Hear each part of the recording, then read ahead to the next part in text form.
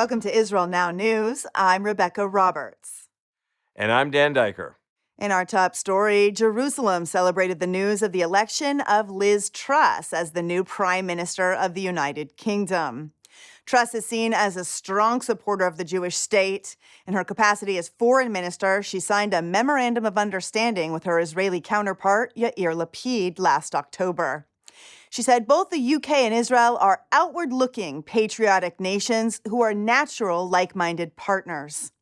Truss and Lapid released a joint statement at the time, taking a hardline stance against Iran's rogue nuclear program. They said, "We will work night and day to prevent the Iranian regime from ever becoming a nuclear power. The clock is ticking, which heightens the need for close cooperation with our partners and friends to thwart Tehran's ambitions." Iran is demanding that the International Atomic Energy Agency halt inspections at its undeclared nuclear sites.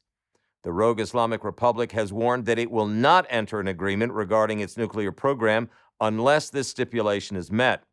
U.S. officials have expressed disappointment that negotiations with Tehran appear to be moving backwards, saying that the latest draft of Iran's proposal is not constructive and that the White House will likely pull the pending deal off the table. Israeli President Isaac Herzog was in Germany last week, where he attended the memorial ceremony for the 11 Israeli Olympic athletes murdered by Palestinian terrorists in 1972. This comes just days after Berlin reportedly offered 28 million euros in compensation to the families of the victims. Jerusalem has been critical of the way that German authorities handled the hostage crisis during the 1972 Summer Olympic Games. The exclusion of Israeli forces, along with a botched German rescue attempt, led to the execution of all of the hostages. German President Frank-Walter Steinmeier released a statement saying that Germany had avoided responsibility for the massacre for too long, and that it was shameful that it took 50 years to reach an agreement on compensation to the families. Palestinian terrorists opened fire on a bus full of Israeli soldiers in the Jordan Valley last week. The assailants used an automatic weapon, riddling the vehicle with bullets.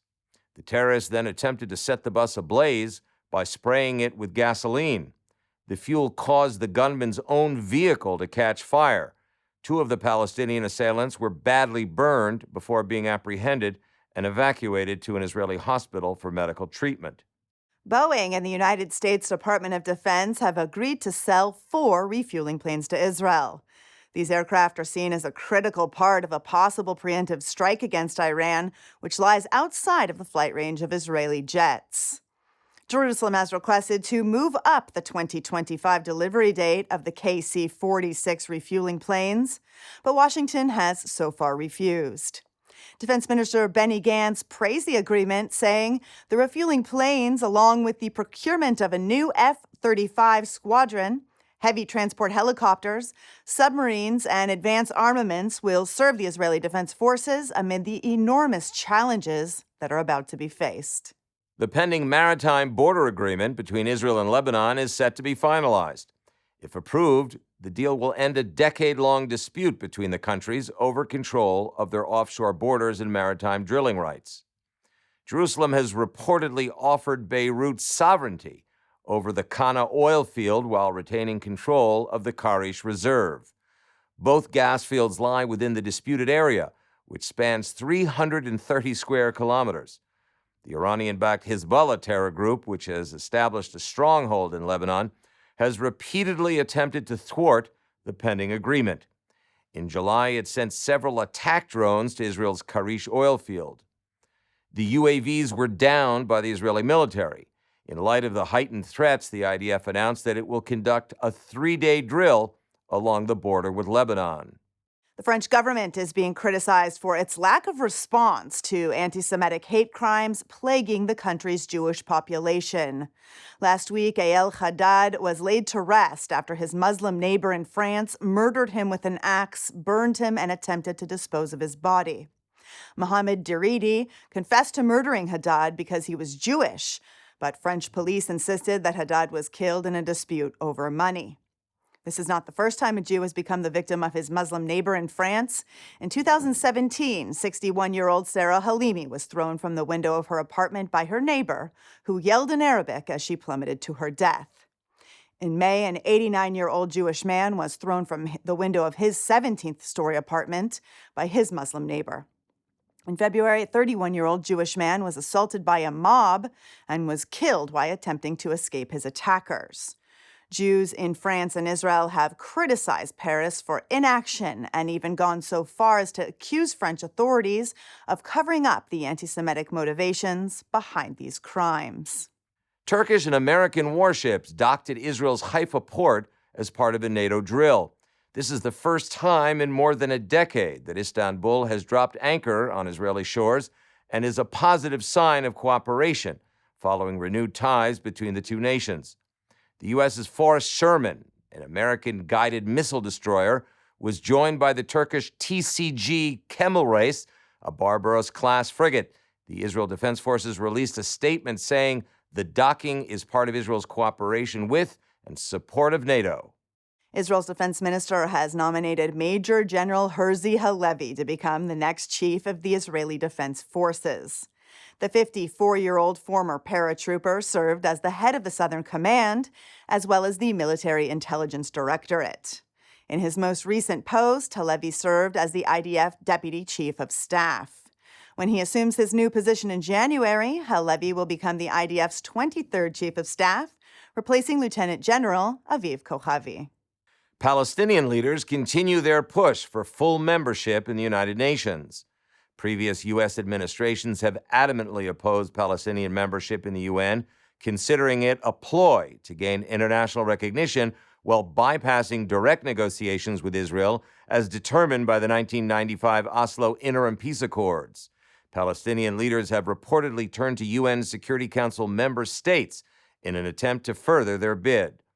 The move is seen by many as a continuation of the PLO's successful unilateral moves at the UN in 2012, which won them non-member observer state status in the UN General Assembly. The Islamic Jihad militia celebrated the recent attacks on Israel with a rocket parade in Gaza.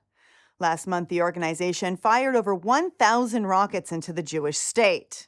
The Israeli Air Force responded by launching Operation Breaking Dawn, which targeted Islamic Jihad's infrastructure in the Hamas-run enclave. Masked members of the Islamic terror group marched in the streets of Gaza's Rafah district, displaying life-size replicas of rockets in their arsenals, as well as posters of terrorists killed in the recent operation. Gazans reportedly flooded the streets, throwing flowers and calling for the destruction of the Jewish state.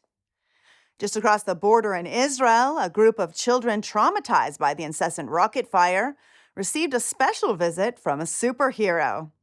Israeli celebrity Gal Gadot visited the Jewish community of Netiv HaSara on the Gaza border. The Wonder Woman star surprised the kids who had spent the greater part of last month in bomb shelters. Gadot herself was photographed in a bomb shelter with her children on August 7th when rockets fired from Gaza threatened the residents of Tel Aviv. The Hamas terror group has executed 5 people in the Gaza Strip. 2 of the individuals were accused of collaborating with Israel. Hamas and the Palestinian Authority are notorious for the imprisonment and torture of residents they suspect are cooperating with Israel. The B'Tselem human rights group says that Hamas has sentenced 13 people to death this year alone. The Gaza-based Al-Mezan Center for Human Rights condemned the recent execution in the harshest terms, saying Hamas's action constitutes a form of inhumane punishment contrary to international legal standards. Several Jews were attacked while attempting to worship at Joseph's tomb. The shrine is located in the biblical city of Shechem, which is controlled by the Palestinian Authority. The group of 5 men were nearly lynched after their vehicle was fired upon and set ablaze. The IDF was able to extract them and evacuate the injured passengers to the hospital. The book of Joshua describes the burial of Joseph in the plot of land that Jacob purchased from the father of Shechem, or modern-day Nablus. Scripture says that the land would become an inheritance for the children of Jacob. Unfortunately, Shechem has become an Arab stronghold. The tomb of the biblical patriarch has been repeatedly burned and desecrated by the Arab residents of the city, But faithful Jews constantly repair the holy site and continue to pray there, despite the dangers. Ivory plaques from the First Temple period were unearthed in Jerusalem. Ivory was one of the costliest materials in the ancient world, and archaeologists are hailing this recent discovery as a demonstration of Jerusalem's importance in that era. The tusks were unearthed in what archaeologists believe was the home of a priest or government official. The building was destroyed by fires set by the Babylonians when Nebuchadnezzar's armies sacked the holy city in year 586 BCE. Professor Yuval Gadot from Tel Aviv University's Department of Archaeology and Dr. Yafit Shalev from the Israel Antiquities Authorities praised the discovery. They said they were aware of Jerusalem's centrality in the region during the First Temple period, but the recent discoveries place Israel's ancient capital in the same league as the capitals of Assyria and the Kingdom of Israel. A new initiative launched by the Israeli Ministry of Tourism will allow Christians to take part in active archaeological digs throughout the country.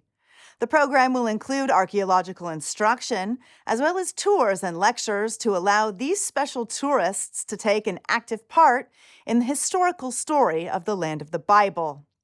Minister of Tourism Yoel Razbozov praised the initiative, saying strengthening the relationship between Christians who love Israel through incoming tourism will also help support the Israeli economy. Well, travel from Ben Gurion Airport to the holy city of Jerusalem just got a lot easier. The Israel Railways authorities announced that it will launch round-the-clock train service between Ben Gurion Airport and Jerusalem. The new high-speed train will transport passengers from Israel's international airport to the City of Gold in just 26 minutes. The overnight service is slated to launch in mid-September and will run once an hour between Ben Gurion and Jerusalem.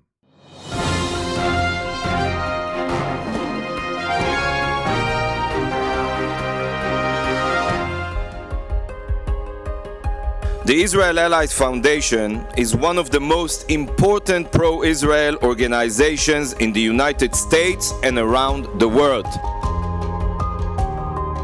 Thanks to the Israel Allies Foundation, its parliamentary caucuses, and our Christian friends and partners around the world, the bond between our faiths has never been stronger.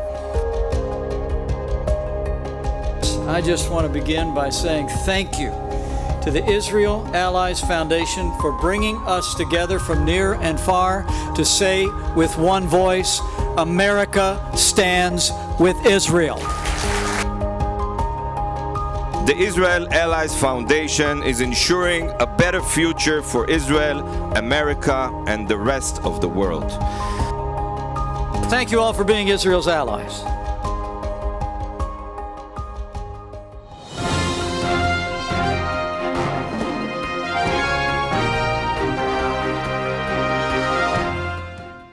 That concludes the news portion of our show. Stay tuned for Ask the Source with Josh Reinstein.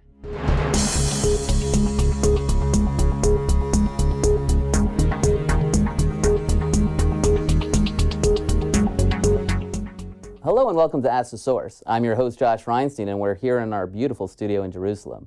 My guest today is Fleur Hassan. She's the Deputy Mayor of Jerusalem. Fleur, thank you for being on the show. Thank you so much for inviting me. So Fleur, lots going on in Jerusalem. Yes. We're finally over the corona. I can't get a hotel room. I can't drive anywhere. What's going on? Well, first of all, thank God all the people who love Jerusalem from all around the world, especially our Christian friends from all over the world, are coming back in droves. I was in the Old City last week with some friends, and everywhere is full.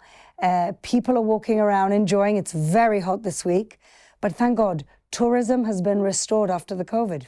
You know, every day almost there's an event with a different pastor who's come from a different country to be here in Jerusalem. Why do you think Jerusalem is one of the first locations that Christian pastors are bringing groups in any country around the world? Well, there's only one Jerusalem. It's the holy city. It's the holy to the three monotheistic religions, of course. We have a lot of beautiful churches in the city. This is the city of the book. People can literally walk the stations of the cross, go to the Church of the Holy Sepulchre. And so there's many, many reasons to be in Jerusalem, but it's also a fun place to be with families. There's great cultural events, there's great, as you know, food in the city, restaurants all around. It's a wonderful place to be. We've been waiting. We missed our tourists. We had a very bad time because Jerusalem is very dependent on foreign tourism. And for 2 years, people's livelihoods were very affected by the fact that tourists couldn't come to Jerusalem. And so we're thrilled. Nobody's complaining that there's too many tourists, believe me. Well, you're officially the deputy mayor of Jerusalem, but unofficially the foreign minister of Jerusalem. Well, that's what they call me, but it's wonderful to represent my city and my country, the capital city of the Jewish people, to the whole world. It's really a privilege. One of the things that you've done so effectively is you actually reached out to Christian leadership around the world, business leaders, church leaders, organization leaders. Why are Bible-believing Christians such a big part of your work? Well, basically, you know, we have to look at who our friends and allies are around the world and who've shown loyalty, not just to the state of Israel, but to the city of Jerusalem. Every time there's a political issue, a challenge, an event that is blown out of proportion, things that are used against us. We had a war last May, we had a mini war this summer. It's always our Christian friends from around the world who are standing strong. They don't blink with their loyalty towards the city of Jerusalem. And so I think it's only appropriate for me to reach out with gratitude and with open arms to receive all the church leaders and the churchgoers from all around the world. Another thing that you've taken a leadership position on is the Abraham Accords. In fact, you're the head of an organization that helps develop that. Tell us a little about that. That's actually very exciting because we're coming up very soon to the 2-year anniversary of the Abraham Accords. Essentially, I created 2 months before the Abraham Accords were announced, as I was working very closely with the American embassy here that moved to Jerusalem. Good part of it thanks to our Christian friends lobbying in the United States, that we decided, my colleague and I, who's been a businessman in the Gulf for many years, we created the UAE-Israel Business Council. Today we're a community of 8,000 businesses, 40% from there, 40% from here, and 20% from all over the world. And what we do is connect and network business leaders from the UAE and from Israel. And what that does is brings a new era of normalization in the region. The Abraham Accords has been game-changing for the region. We can finally look at regional challenges as a region, be it food security, be it water security, or be it, you know, real security, national security. We can now look at these issues together. And Israelis have always been thirsty to be accepted as a regional partner. And today we can actually say that that's happening.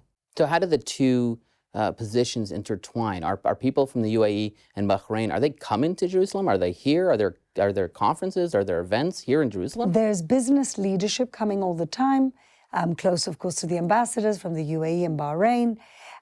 We're planning a cultural festival now with all the embassies, including the American embassy.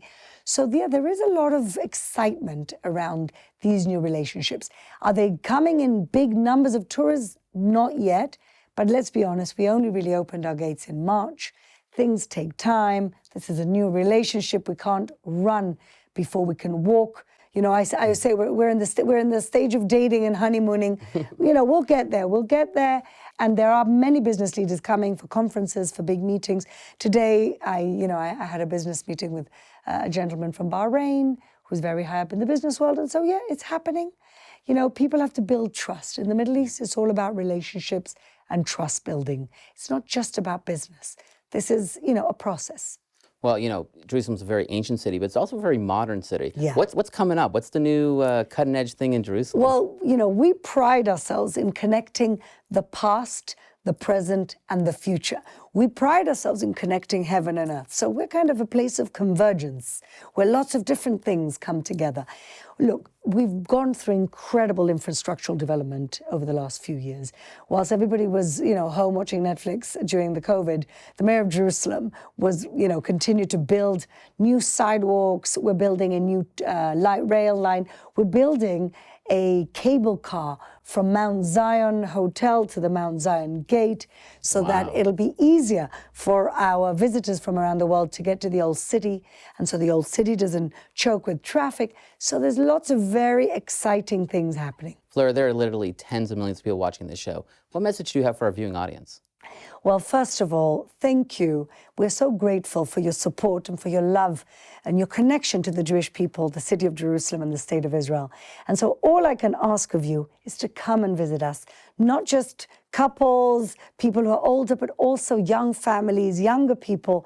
There is something here for everyone. You will fall in love in Jerusalem and you'll want to come back.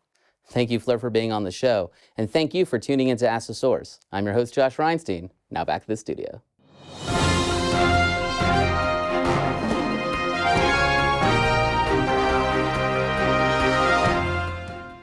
And up next, the return to Zion with Karen Hayesod.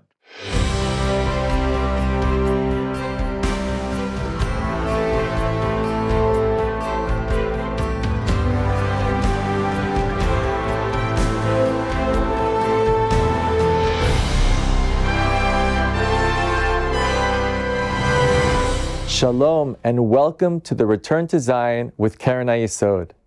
I'm Sam Grunberg, the world chairman of Karen Hayesod, the leading official fundraising organization for the state of Israel.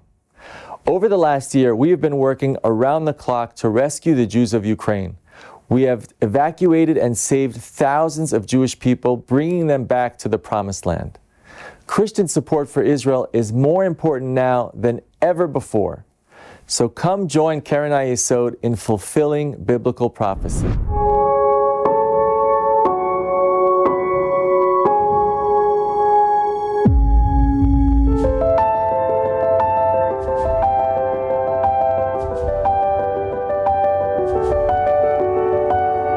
I'm Sam Grunberg, world chairman of Karen Hayesod, here on the tarmac at Ben Gurion Airport. And we just received a couple of planes that were full of refugees, of Jews that came from Ukraine through other countries in order to receive them here in Israel.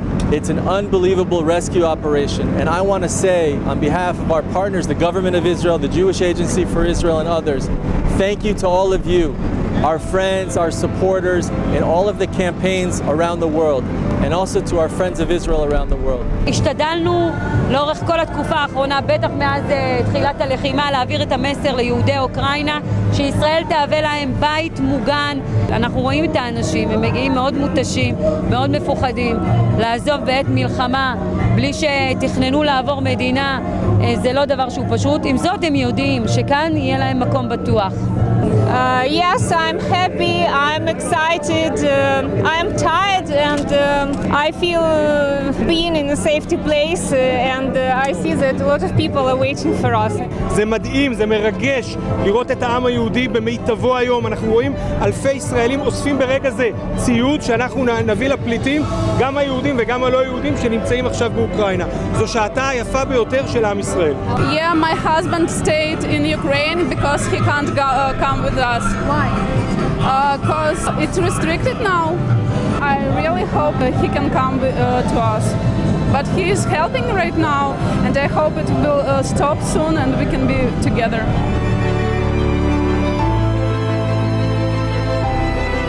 And who is it there on the borders helping the Jews of Ukraine and bringing them out? It is the Jewish Agency with the support of Keren Hayesod and world Jewish communities that is there. And we do that for the Jewish future, for the Jewish present, and it's really a beautiful manifestation of Kol Yisrael Arevim Ze Lazeh. Because we were there before, we are there today, and we will be there in the future, vouching for one another, reaching out to one another. Without your generous help and support, we would not be able to make this rescue operation possible, to do everything we can to garner the resources and to bring as many people to Israel as possible and to save lives.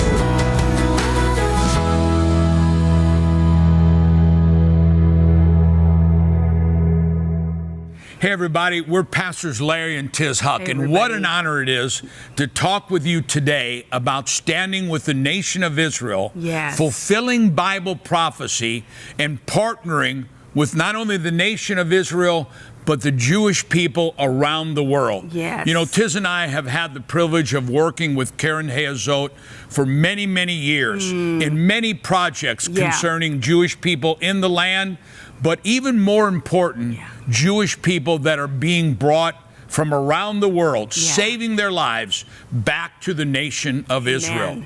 You know, the Bible prophesies that in the last days, Gentiles will be a part of this great move of God of Jews making what's called Aliyah, returning to the land of Israel. The prophet said, we'll bring them in our arms and on our shoulders. Just think about that. Today, God wants you to be a part of fulfilling Bible prophecy. And the very first prophecy with promise is in Genesis 12, where God Almighty says, I will bless those who bless the nation of Israel. So if you'd like to be a part of seeing that blessing on you and your family, if you'd like to be a part of fulfilling Bible prophecy, we're going to put information on the screen, and we tell you that every penny you send will be sent to bless the nation of Israel. God bless you, and thank you for standing with the Jewish people and the nation of Israel.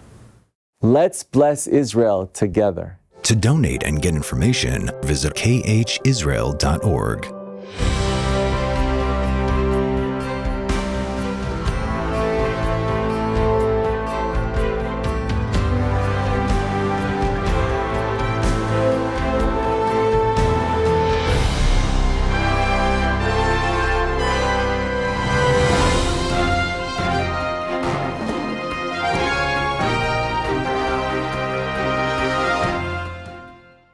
We are living in mysterious yet miraculous times. We've witnessed the most remarkable fulfillment of biblical prophecy, the Jewish people's return to Israel, and the prosperity and contributions of this tiny country in such a short time. Yet we've also seen an unexpected rise in anti-Semitism, which takes the form of anti-Zionism, and alliances between groups that are fighting against the most fundamental biblical values. In the book Titus, Trump, and the Triumph of Israel, Josh Reinstein answers important questions to clarify what has driven political action from the time that the Roman Emperor Titus destroyed Jerusalem until today, when President Trump recognized Jerusalem as Israel's capital. Get your copy today and learn how faith-based diplomacy has changed the world. To order your advance copy, go to triumphofisrael.com.